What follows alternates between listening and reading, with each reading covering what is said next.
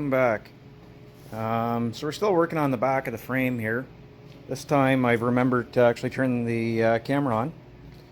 So this is the piece that I cut out of the frame rail, which as you can see, yeah. And you can see why. So this whole section of the frame rail is really thin on the bottom, and the spring hanger and everything, it was shot too.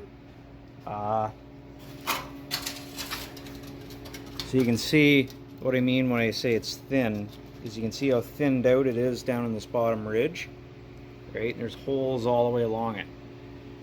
So I cut it back to where it's solid, right? And I measured and I cut a piece of our donor frame, which you can see when you scrape the undercoat off of this. This is a really nice piece of frame rail. And this came from a truck in the records that I cut out of it. So I'll have to weld this hole because this truck had a 2.8 liter V6 in it. So that's where the exhaust hanger goes on this truck. So that'll have to get welded up. But overall, this is a much cleaner, much more solid piece of metal to work with. So we're going to go ahead and fit it in here, and then we can start burning it in. Okay, so I got busy rolling on it and forgot, but that's our crusty frame now repaired on both sides. So I removed this section here, and as you can see, it's plated, and I'll come around the other side here.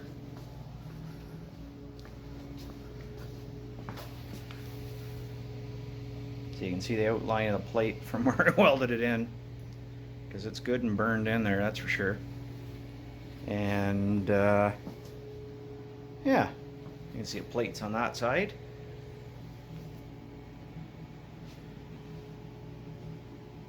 One of the other things I have to do here is, as you can see, the leaf spring bolts were seized into the sleeve of the bushing, so they were broached.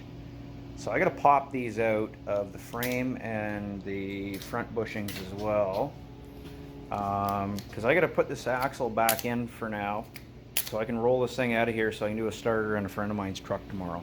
So either way, the bushing's got to get replaced. So we're just going to pop out these four for now, and we'll do those two lower ones, well, another day.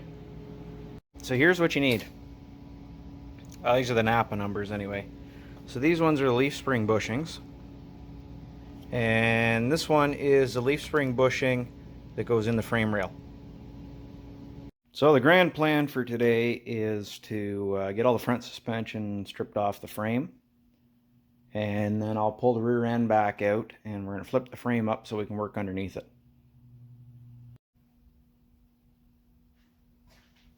Okay, so I figured probably the easiest thing to do would be to take apart the steering linkage first.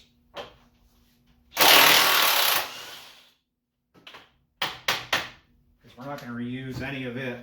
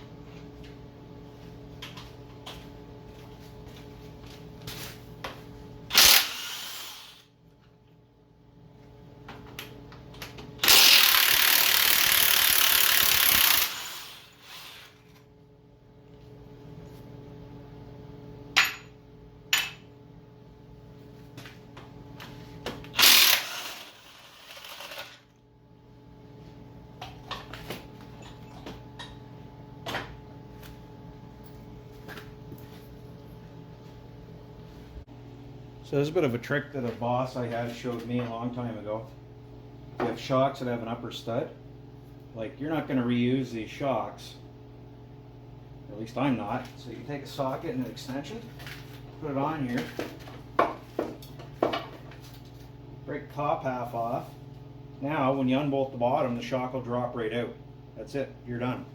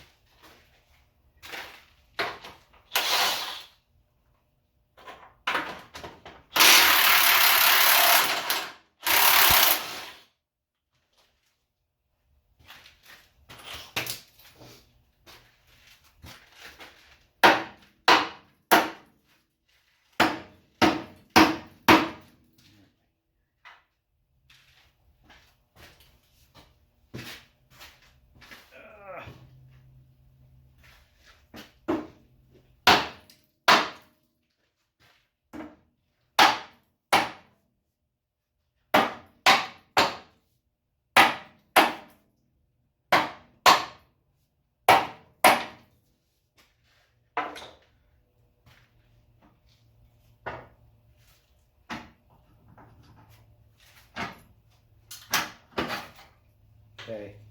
Now the important part here is to keep an eye on how many shims there were on both sides. Because that's what's really important. Because that's the alignment.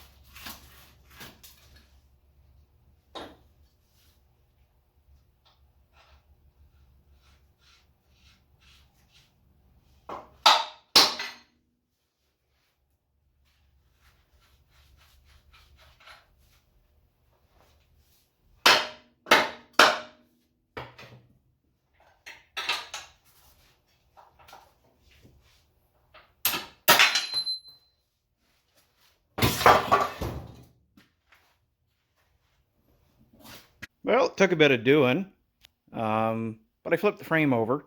What I ended up doing was, after I dropped the rear springs out, I rolled the rear end out, and then I stood the frame up on one side, and then I just kind of walked it up and over. And then I just jacked it up and put it on stands. So the grand plan here is, while we have it upside down, we are going to clean, prime, and paint all of the bottom of the frame. Basically as much as we can see. And then we'll flip it over and we'll paint the remainder. That way we can offer it some protection. In the meantime, while we're doing that, we'll also go ahead and rebuild all the front suspension.